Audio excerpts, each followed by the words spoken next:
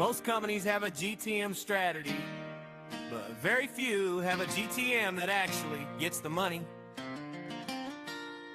If your go-to-market feels like a series of broken spreadsheets and missed targets, it's time for a system update.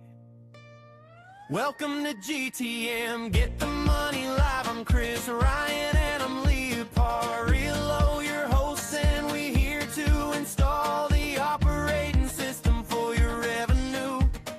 We're moving past the theory and getting into the high-stakes execution of what it takes to scale in 2020 fast. Ladies and gentlemen, welcome out to GTM Get the Money Live. Another great show. Very excited to have Shelli Ryan. No relation, surprisingly, but she's part of the Irish clan, so we're excited.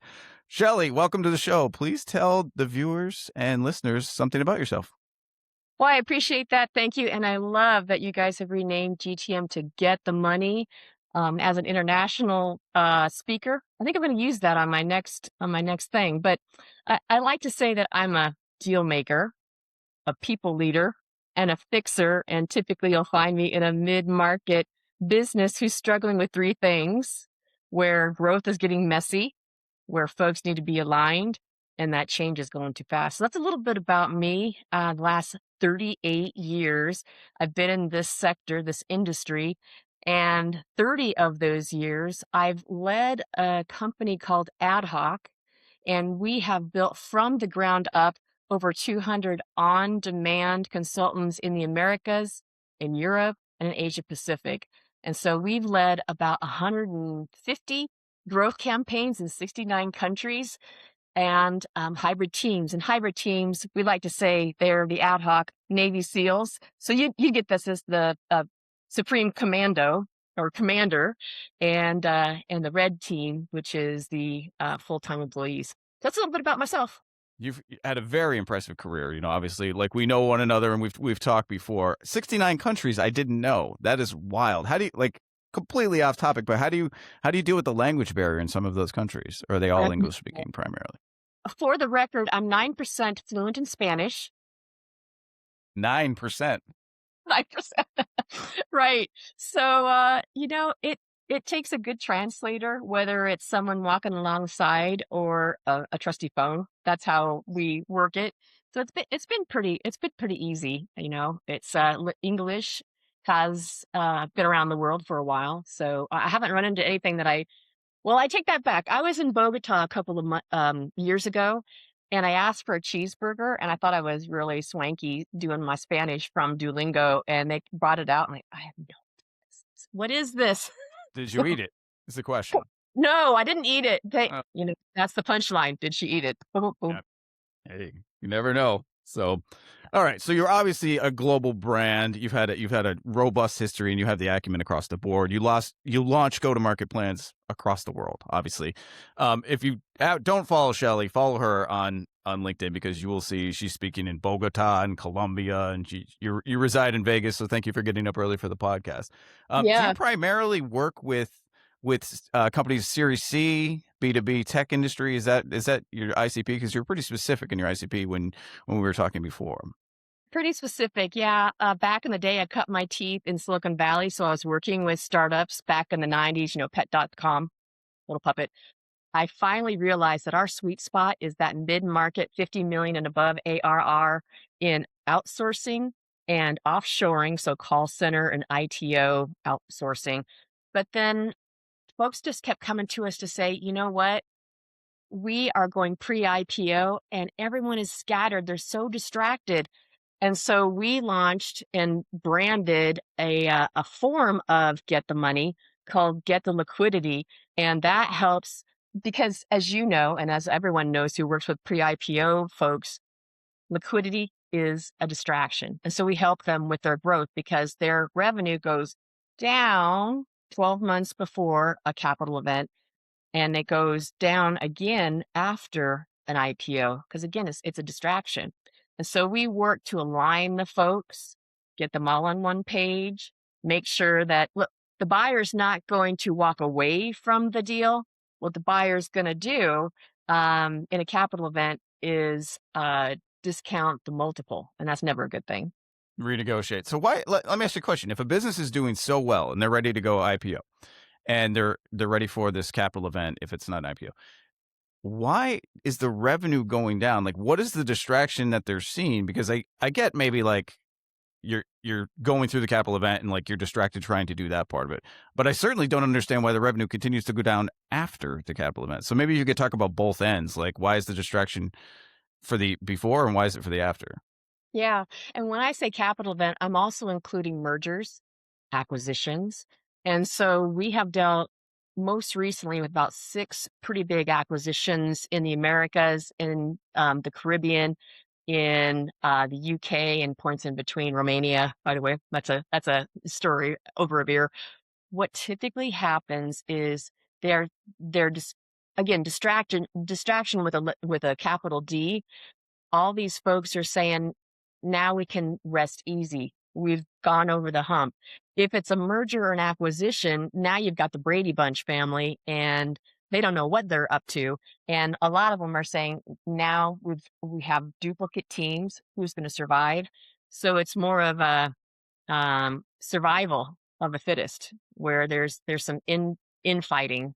And so that's where really that alignment exercise that you and I do so well from GTM partners is to get everybody on the same page. And I like to say move as one.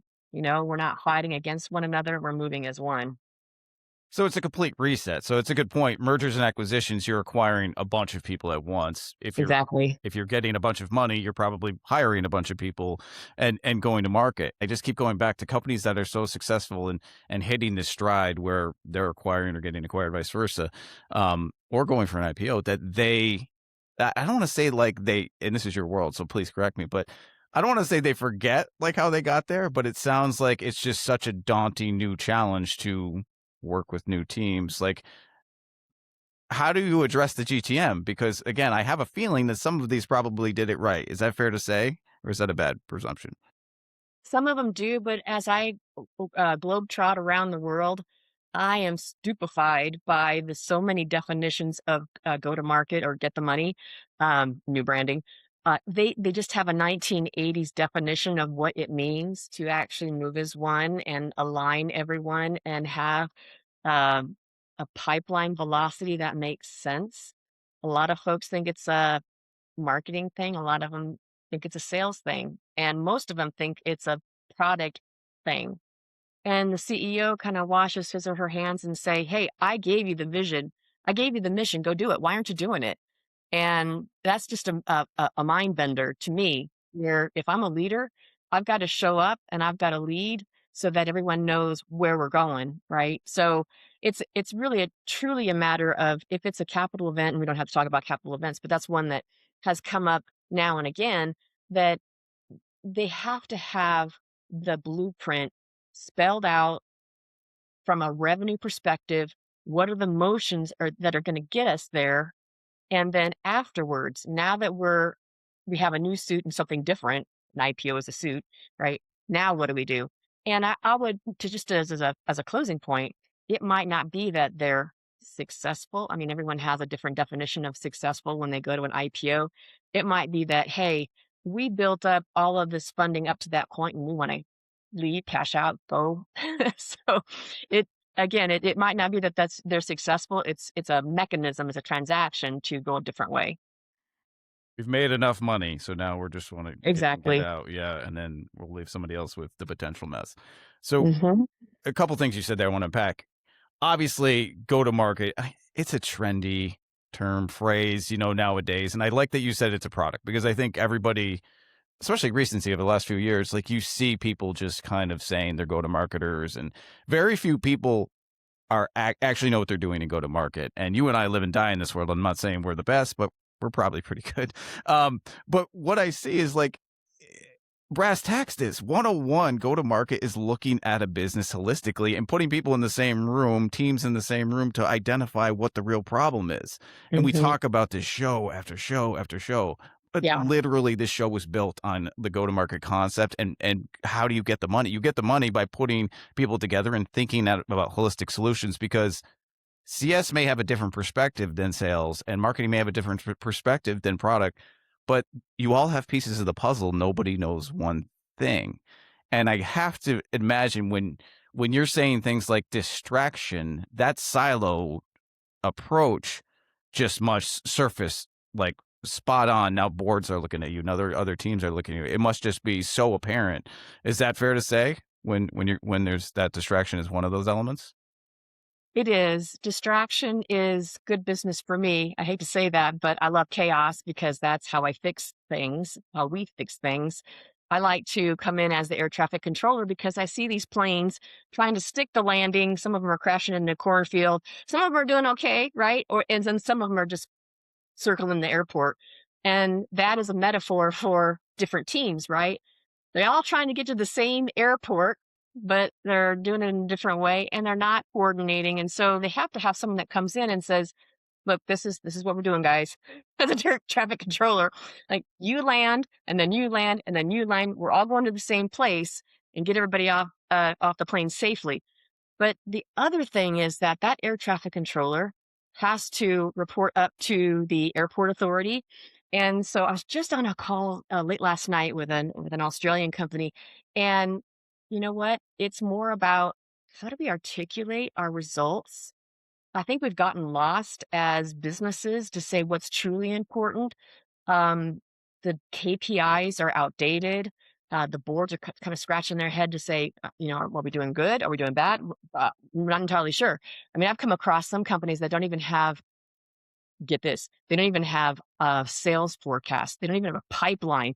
They're just trusting the sales guys, which is their first mistake, to say, yeah, we've got all of this great 14 million in the pipe. It's cool. And it never materializes. And they're kind of thinking, how does this happen? And then marketing on the other side, as a closing thought, is, well, we're going to go to trade shows, we're going to do funnels, we're going to do. I mean, again, old school thinking doesn't get you to the new revenue, and so again, those motions are so important. And it was a kind of an aha moment for a few of these companies we've done resets for, where they say, you want us to come up with the revenue for each of these motions prior to starting them? We have no idea. Like, well, you're going to have to think about it because if I were the CEO, I would want to know if I'm going to do intimate events around the world to bring in companies to prophesize to them. What is that ROI? And then how do we rethink ROI? Because at the end of the day, it is about, as you say, getting the money. And, as a frontline employee, I might be thousands of miles away from a get the money phrase. So that's where we all have to start thinking. If you're not bringing in revenue or close to revenue or revenue effort, get closer, because that's how you get sticky with your job. That's how you stay employed. I like that you say rethinking, redefining the term ROI, because every department has KPIs and KPIs. Like measure whatever you want that tells you the nuances in marketing or whatever sales triggers you want to measure. But you need a single source of truth, and that's like it has to be, for lack of a better phrase, like it has to be the Rosetta Stone of the entire company. And this doesn't matter if you're a startup or SMB or large enterprise or any mid-market company. You have to have a single source of truth where everybody is talking about the same thing. So like we talk a lot about NRR, we talk a lot about RevOps. I'm sure you love that world as much as we do, but it's just what I think the benefit of having some sort of mechanism in place from a reporting standpoint is clarity. Like you just are able to see the health of the company, not have to have some marketer, and we can pick on ourselves, come in and tell you these very specific KPIs like, oh, this is way better than the national average. You guys are doing great. And then the bottom line is just sinking. Yeah. Anyway, I digress. But so you come in as an expert, you bring the teams together. Let's use your analogy, your metaphor for the airplanes. You're Mhm. developing the flight plan from there, Mhm. and then you're also developing a new way to define like how we're going to analyze performance. So all of these things are happening. When does distraction start to go away? Like, is it the initial part of the engagement? It's probably an ongoing thing. When do you actually start to see the light bulb come on from the distraction, I guess, fading? Yeah, the distraction typically is, like I say, connected to a capital event. I would say that if they're non-capital events, light bulb goes on immediately as we go around and ask those 8 critical questions of the get the money wheel, the flywheel. I've been in exercises where it's almost a fist fight, right? So ops is over here, marketing's over here, and they're arguing about the ICP. Look, I had one company that was dead bang on a certain sector, and through talking with all of the folks, all the stakeholders, got them in one room, and they said, "That's ridiculous. We've never gone after that. We have no services that would be applicable to that." And as we got done with it, it was 2 completely different new sectors that they hadn't gone in before, but it looked like all of the traffic lights were blinking green, and it was a go. It was a go. And so now, after we've worked with them, the distractions are fading away, but the aha moment is pretty instantaneous. After we get done with probably the pipeline velocity uh, exercise, they're in the groove, they're locked in, and they're loaded, and they're landing planes, and people are getting off safely. So I love that. So once you come in, and then the clarity comes pretty quickly, because I think that's one of the most valuable things from my perspective when you're talking to companies. Like at that aha moment with them getting it and them just thinking about a different way or a different perspective on how to address the business. It is so rewarding as a GTM engineer, whatever the hell the phrase is you want to call us today. Um, um, but how does that impact when you have all these things moving very, very quickly? So we have clarity, but how does that impact when you throw in curveballs, let's say, in the market, like AI is coming in, and now all of a sudden people think they can, like, that has to be another distraction, I can imagine, because they probably are just throwing in tools and thinking we don't need to listen to marketing because, Claude will tell us what to do. How much of a distraction is that during the process? Like, does that happen? Like, you're in the plan, you're building this flight plan, and then people start coming in AI tools, and then you're like, wait a minute, guys, we have to reset. Like, is that a frequent happening, I guess? Yeah, so the other ICP that we have, in addition to pre-IPO Series C's companies, is those in the call center sector. And as you know, they are very affected by AI. And so one might think that the CEO of a call center is keeping himself up at night thinking about his AI strategy. And actually, the opposite is true. Based on our experience in the research, is something like 60 to 80 or 60 to 68 to 70% of CEOs stay up at night thinking about their growth and get the money strategy. And so, yes, AI is a distraction from a fundamental, wide lens business sector. But then when you get into the various silos, AI is, I think, a not a distraction. I would say that it is a business ender. And what I mean by that is critical thinking has gone into the curve, thrown to the curve. And I think Wozniak said it best at a commencement speech a few days ago, where he said, "Congratulations, graduates, you are the new AI." Actual intelligence. And I would love to see actual intelligence come back because, as you rightly pointed out, people are going to Claude or their favorite AI engine and popping in this confidential company information and popping out this great fodder and this fantastic narrative, but no one is digesting it. No one is thinking through it. That's certainly not linking it to other parts of the business. And so I fear that if we don't get a handle on some of this lazy thinking, we're going to be on clouds eating marshmallows. It A always wall. reminds me of Wally, like, I that was movie gonna where like say. everybody's on the ship and they're all just like sitting there and everything's getting done for them. That's right. That's So right. anyway, um, I've never heard anyone say that AI is a business ender. So that's a shocking Truly. statement. And I think it can be.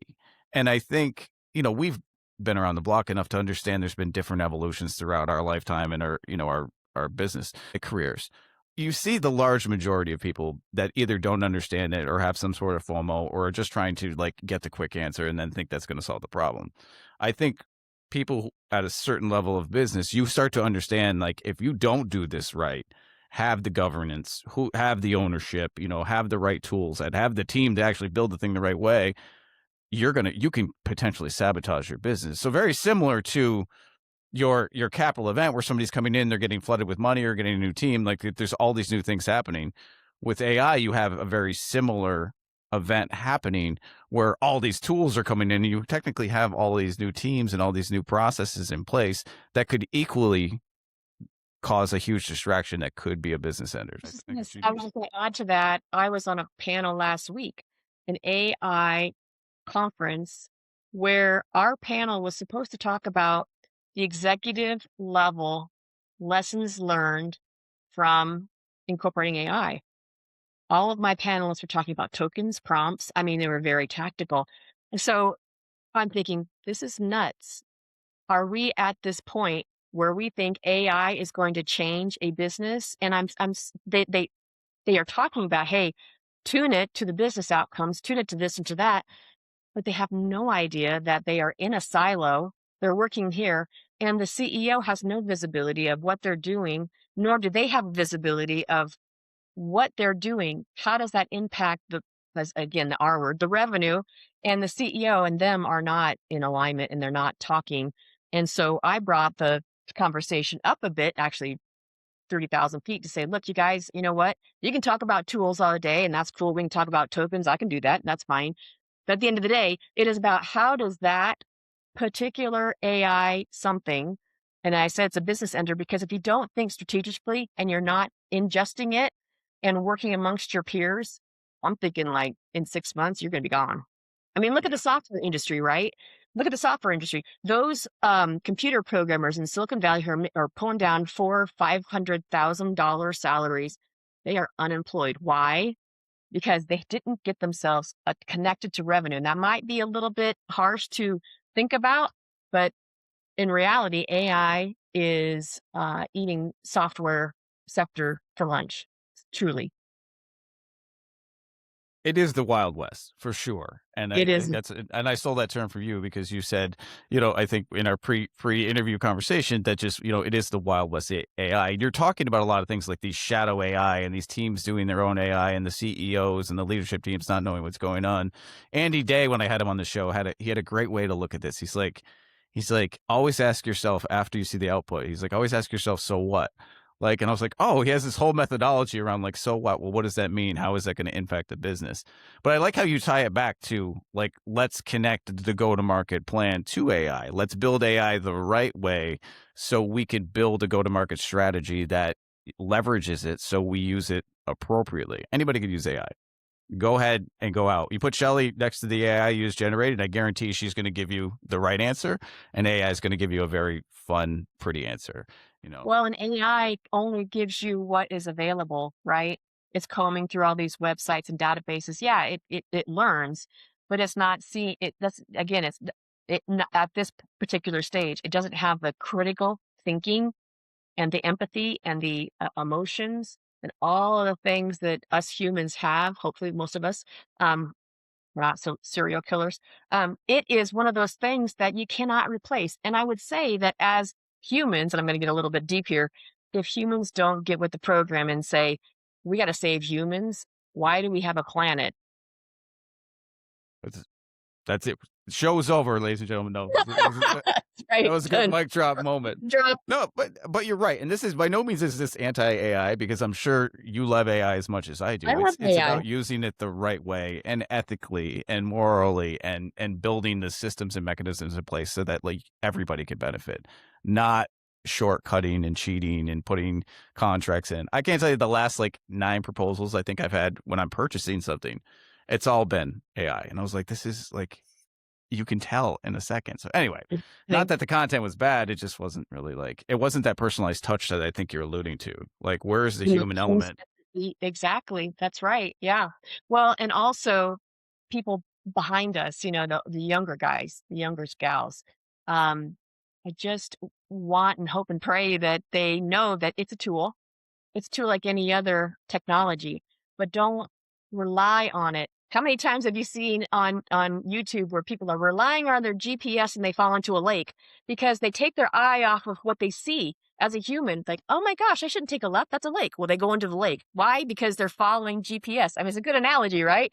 Like, don't trust technology because you don't trust yourself. You've got to trust yourself. You've got to be you bring in the human, bring in your brain, because at the end of the day, if you don't again bring in the humans, why are we on this planet? Right. And that hybrid methodology, like I like that, is the best way to leverage technology and the human Right. brain together. And then, guys, that's where you get the money. That's where you get exponential increase. That's where you build a scalable business.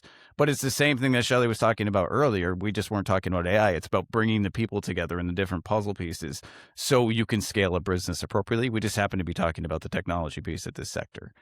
That's So right. okay. So great conversation. This is very interesting. I like that we kind of went anti-AI a little. It's a business ender, ladies and gentlemen, but it's fun stuff. Yeah.